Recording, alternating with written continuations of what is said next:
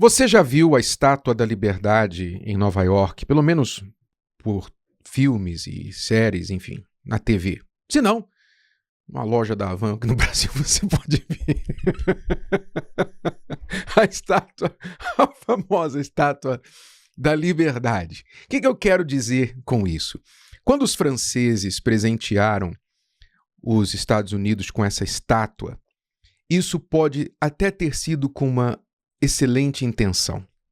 Afinal, quem é que vai contestar a liberdade como algo bom? Como pode contestar algo que é bom? Afinal, os Estados Unidos foi fundado neste conceito de liberdade, fugindo de perseguição religiosa, fugindo de outras perseguições. Os peregrinos chegaram ali na América e estabeleceram uma nova nação fundamentada sobre a ideia da liberdade. O homem nasce livre. Muito bem, podemos debater sobre isso, mas vamos aqui pensar no que a palavra de Deus fala sobre a liberdade. Porque a liberdade, sim, indiscutivelmente, ela é um dom de Deus. Deus nos criou para sermos livres. Jesus falou que a verdade liberta. Conhecereis a verdade vos libertará. Então não é a estátua da liberdade que liberta ninguém. Aquela estátua está lá como um símbolo. Podemos até dizer que ela virou um ídolo. Porque a liberdade, sim, ela pode se tornar um ídolo. Porque hoje em dia nós ouvimos muito a conversa de liberdade quando as pessoas falam assim: eu faço as minhas escolhas, eu escolho o meu caminho, minha vida, meu corpo, minhas regras. Eu faço o que eu quiser, ninguém manda em mim. Enfim, as pessoas podem chegar a um ponto em que a liberdade delas se torna um ídolo em si, um final. Aliás, pouca gente sabe que a Estátua da Liberdade nos Estados Unidos ela também é chamada de Senhora Liberdade, quer dizer, tornaram a ideia de senhora, né? Fizeram senhora. E muita gente vive servindo a Senhora Liberdade. Servindo mesmo, porque quem é senhor manda e quem segue é servo desse senhor ou dessa senhora. Então, a liberdade em si é divina, mas como tudo que Deus criou, também o ser humano pode fazer daquilo um ídolo, a liberdade também pode se tornar um ídolo humano. E hoje nós temos visto que muitas pessoas, sem perceber, fizeram da liberdade o seu ídolo. Elas resistem porque no sangue, no DNA humano, existe já, herança do pecado, a resistência a se submeter a alguém, se submeter à autoridade. Graças a Lúcifer, não é? O ser humano herdou esse DNA da rebelião. Como ele não quis se submeter a Deus, mas quis, digamos, ser livre de alguém mandar nele, ele quis ser senhor, o ser humano também tem no seu DNA esse desejo de ser senhor. E o diabo vende a ideia de liberdade para conectar com esse desejo dentro do coração humano. As pessoas querem ser livres. O jovem, por exemplo, a criança, enquanto ela é criança, ela se submete alegremente aos seus pais. Ela não tem muita autonomia. Mas quando ela começa a descobrir mais do mundo, então se torna jovem, adolescente, ela fica lutando, brigando para ter a sua liberdade. Ela não quer mais se submeter à ordem dos seus pais. Então ela vai em busca da liberdade. E o que ela encontra? O que esse jovem, essa jovem encontra em busca da liberdade lá fora? Longe dos olhos, do controle dos seus pais. Normalmente, encontra vícios. Olha a escravidão, né? Vai em busca da liberdade, encontra chicote, encontra escravidão. Encontra vícios, encontra falsos amores, encontra gravidez indesejada, violência, às vezes morte precoce.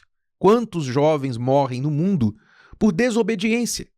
A mãe falou, o pai falou, não vai, meu filho, não anda com essa moça, não ande com esse rapaz, não faça isso, não faça aquilo.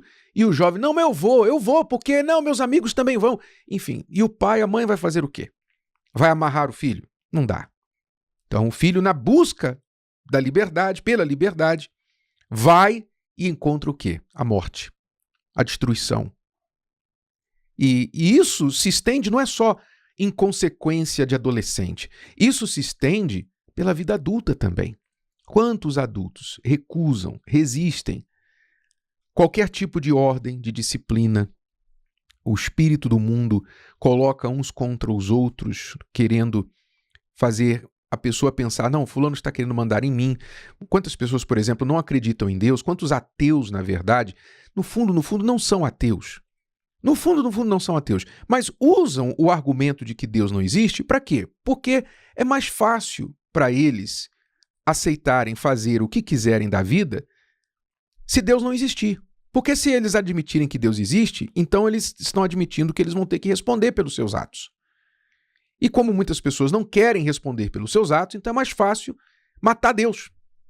Não é? Deixa eu matar Deus aqui, então não tem ninguém sobre mim, eu sou o meu Senhor, sou Senhor de mim mesmo, sou livre para fazer o que eu quero, porque eu não respondo a ninguém. Nada tem sentido, a vida é inconsequente, morreu, acabou.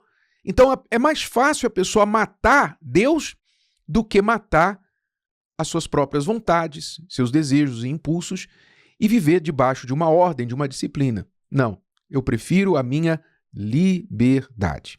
Então é nessa liberdade que muitos criam um ídolo para si, o ídolo chamado liberdade. E isso também vive no meio cristão. Você ouve, às vezes, algumas pessoas que se converteram, começaram na igreja, começaram muito bem na igreja, eram escravas do mundo, vieram para Deus, Jesus as libertou. E aí, elas agora estão no reino de Deus. No reino de Deus existem regras, no reino de Deus existe disciplina. O reino do mundo é o mundo do caos, mas no reino de Deus há ordem. Quando as pessoas entram no reino de Deus, elas descobrem que há liberdade, porque obediência a Deus é o que traz a verdadeira liberdade, mas com regras, com disciplina. Então Deus tem os seus mandamentos, não para nos controlar, não para roubar a nossa liberdade, mas para nos livrar de nós mesmos, dos nossos impulsos e desejos que já estão contaminados no seu DNA. Nossos desejos são contra nós. Então, quando ela descobre que ela tem que viver debaixo de certas regras e ela nunca, de fato, se entregou a Deus, se converteu, então ela começa a resistir e começa a achar, não, agora eu estou sendo controlada, o meu pastor está querendo me controlar, a minha igreja está querendo me controlar, eu tenho que ficar dando satisfação, tenho que ficar vigiando, sabe, o que eu posto na rede social, eu tenho que ficar vigiando aonde eu vou, com quem eu ando, o que eu faço, não posso fazer isso, não posso fazer aquilo, a igreja está tomando todo o meu tempo agora, enfim, a pessoa começa a sentir a sua liberdade podada. E aí, o que ela faz?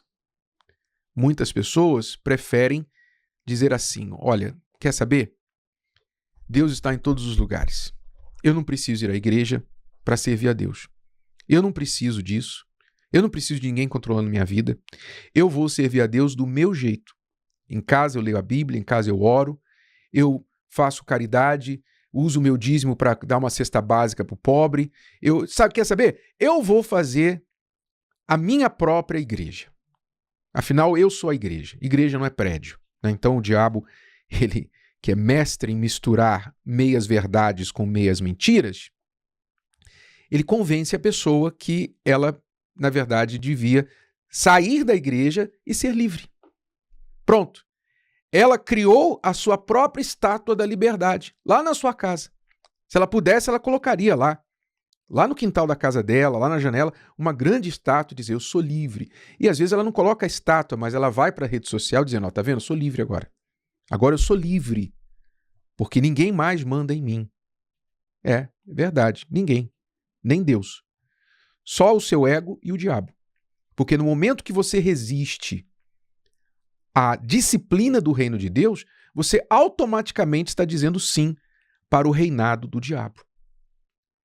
Meu amigo e minha amiga, a liberdade, ela pode sim se tornar um ídolo e ela tem se tornado um ídolo na vida de muitas pessoas.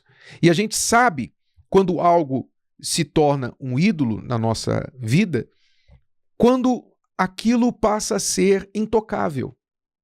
Se alguém toca, então há uma reação. Sabe aquele nervo que tem normalmente aqui no nosso cotovelo, no nosso joelho, que quando bate, né, alguma coisa bate, dá um choque, sabe? O corpo todo dá um choque, estremece, o pé chuta, a canela levanta quando dá aquela marteladinha no joelho. Assim é esse ídolo da pessoa quando algo toca nele. Tocou na liberdade dela, se a liberdade é ídolo, ela vai ter uma reação. Está querendo me controlar, está querendo mandar em mim. E ninguém deve escravizar ninguém. Ninguém deve mandar, nenhum pastor, nenhuma igreja, nenhuma religião. Ninguém deve mandar escravizar em ninguém. Isso tampouco é correto. Mas entenda que o reino de Deus tem regras, e regras para o nosso bem. Disciplina para nos livrar dos nossos próprios desejos. Então é preciso ter atenção com respeito aos ídolos. Sabe, João, o apóstolo João, ele fala, tem um versículo muito pouco falado, né? Porque quando se fala em ídolos, normalmente na Bíblia, logo se pensa no Velho Testamento. Mas no Novo Testamento se fala em ídolos tanto quanto no Velho. Porque no Novo Testamento, os ídolos não morreram, eles simplesmente mudaram de nomes. Os ídolos, como hoje, muitos cristãos não tem lá o ídolo de estátua na parede, não é? Não tem lá um ídolo pregado na parede ou no pescoço dele mais, porque eles sabem, não, isso é abominação. Mas os ídolos mudaram de nomes. Como eu disse há pouco, liberdade se tornou um ídolo. É invisível, mas é um ídolo no coração da pessoa. E no Novo Testamento, há tanto alerta contra a idolatria quanto no Velho, porque a idolatria não morreu com a vinda do Senhor Jesus. Infelizmente, ela continua competindo com ele pelo lugar de Deus. Então João, em um versículo muito pouco conhecido e falado, na sua primeira carta, lá no capítulo 5, o último versículo da carta, ele diz assim, olha só, 1 João, capítulo 5 e versículo 21. Bem curto e direto ao ponto. Ele diz, filhinhos, guardai-vos dos ídolos. Só isso. Guardai-vos dos ídolos. Ele está falando a quem? Ele está falando a cristãos. Quando ele fala filhinhos, ele está se dirigindo ao povo de Deus. Ele não está falando para o adorador de Baal lá, que já está vestido de idolatria. Ele está falando com os filhinhos dele, quer dizer, os discípulos, o povo convertido, o povo de Deus, a igreja. Ele está falando, igreja, guardai-vos dos ídolos.